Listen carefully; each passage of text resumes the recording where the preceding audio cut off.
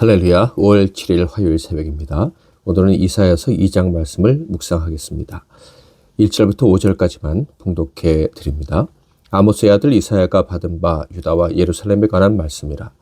말일에 여호와의 전에 산이 모든 산꼭대기에 굳게 설 것이요 모든 산 위에 뛰어나리니 만방이 그리로 모여들 것이라. 많은 백성이 가며 이르기를 오라 우리가 여호와의 산에 오르며 야곱의 하나님의 전에 이르자. 그가 그의 길을 우리에게 가르치실 것이라. 우리가 그 길로 행하리라 하리니 이는 율법이 시온에서부터 나올 것이요 여호와의 말씀이 예루살렘에서부터 나올 것임이니라. 그가 열방 사이에 판단하시며 많은 백성을 판결하시리니 무리가 그들의 칼을 쳐서 보습을 만들고 그들의 창을 쳐서 낫을 만들 것이며 이 나라와 저 나라가 다시는 칼을 들고 서로 치지 아니하며 다시는 전쟁을 연습하지 아니하리라. 야곱 족속아 오라 우리가 여호와의 빛에 행하자. 오늘은 만민의 목적지라는 제목으로 하나님 말씀을 상고하겠습니다. 모든 사람은 어딘가를 향해 나아가고 있죠. 그래서 흔히들 사람의 일생을 나그네 길이다라고 표현을 합니다. 인생이 나그네 길, 곧 어딘가를 향해 나아가는 과정이라면 당연히 그 목적지가 어디인지 바로 그것이 중요합니다. 만약 한 사람의 인생 여정이 목적지가 없이 하는 여행이라면 그야말로 헛된 인생 이렇게 밖에 표현할 수 없을 거예요. 그래서 모든 사람들은 이 길을 걸어가야 하는 이유, 그 목적을 찾으려고 하죠. 자신이 살아야 할 이유를 찾고 또 설명하고 싶어 합니다. 어떤 사람은 소위 큰 꿈을 이루는 것이 자신의 목적이라고 이야기를 하고요. 어떤 사람은 자신의 가족을 이루고 그 가족을 책임지고 평생 화목하게 살아가는 것이 인생의 목적이다라고 이야기하기도 합니다. 당연히 이 목적들은 어떤 것이든지 간에 각각의 아름다움과 가치를 가지고 있습니다.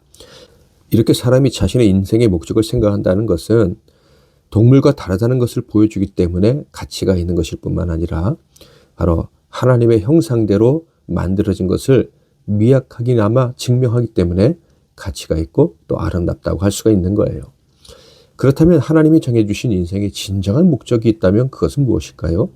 모든 사람들, 특히 하나님의 영이 살아있는 하나님의 사람들의 진정한 목적지는 어디여야 합니까? 성경은 그 목적지를 명확하게 알려줍니다. 바로 이사야서에서도요, 그 목적지를 정확히 알려주고 계신데요. 그 목적지는 바로 시온이라고 불리는 성전이 있는 곳, 곧 하나님의 집, 하나님의 도성, 하나님의 나라, 천국인 거예요. 1절과 2절, 아모스의 아들 이사야가 받은 바 유다와 예루살렘에 관한 말씀이라. 말일에 여호와의 전에 산이 모든 산꼭대기에 굳게 설 것이요 모든 작은 산 위에 뛰어나리니 만방이 그리로 모여들 것이라. 모든 사람 곧 만방은 성전 곧 하나님의 나라를 목적지로 삼고 나아가야 한다는 말씀입니다. 그리고 그 목적지가 인생에게 유일한 가치를 가지고 있는 목적지라는 것은 마지막 날 말일에 증명될 것이라고 말씀을 하십니다. 자, 그렇다면 왜 그곳을 목적지로 삼고 그곳으로 가야 하는가요? 3절, 많은 백성이 가며 이르기를 오라 우리가 여호와의 산에 오르며 야곱의 하나님의 전에 이르자. 그가 그의 길을 우리에게 가르치실 것이라. 우리가 그 길로 행하리라 하리니 이는 율법이 시온에서부터 나올 것이요 여호와의 말씀이 예루살렘에서부터 나올 것임이니라. 바로 그곳에서 그리고 그곳을 향해 나아가는 과정을 통해서 인생에게 주어진 길, 참 진리의 길을 배우게 될 것이기 때문입니다. 하나님의 백성들이 가야 될 완전한 길에 대한 안내가 바로 그 성전에서부터 흘러나오기 때문이라는 것이죠. 진리의 말씀이 바로 그 성전을 향해 가는 사람들에게 주어진다는 거예요. 그러므로 그곳으로부터 나오는 가르침을 통해 인생의 길을 배운 자들의 남은 여정은 어떻게 될까요? 당연히 하나님의 말씀대로 하나님께 배운 대로 살아가므로 그들의 삶은 완전하고 안전한 여정이 되는 거예요. 먼저는 다툼이 없는 샬롬의 삶이요 또한 오직 찬란한 빛 가운데서 죄와 어둠이 없는 삶을 살아가게 되는 것입니다. 4절 5절, 그가 열방 사이에 판단하시며 많은 백성을 판결하시리니 무리가 그들의 칼을 쳐서 보습을 만들고 그들의 창을 쳐서 낫을 만들 것이며 이 나라와 저 나라가 다시는 칼을 들고 서로 치지 아니하며 다시는 전쟁을 연습하지 아니하리라. 야곱 족속아 오라 우리가 여호와의 빛에 행하자. 그리고 이렇게 사람에게 정하신 목적이 달성되면, 그래서 사람들이 바른 길로 걸어가게 되면 비로소 하나님께서 홀로 영광을 받으시게 됩니다. 11절 12절 그날에 눈이 높은 자가 낮아지며 교만한 자가 굴복되고 여호와께서 홀로 높임을 받으시리라. 대저 만군의 여호와의 날이 모든 교만한 자와 거만한 자와 자고한 자에게 임하리니 그들이 낮아지리라. 하나님을 찬송하기 위해 만들어진 사람의 본래 목적이 성취되는 것이죠. 즉 모든 사람은 하나님의 성전, 하나님의 나라를 향해 나아가야 합니다. 그런 자는 진리의 말씀을 온전히 배우고 바른 길로 행하게 되고 결국 하나님께 영광을 올려드리게 되는 것입니다.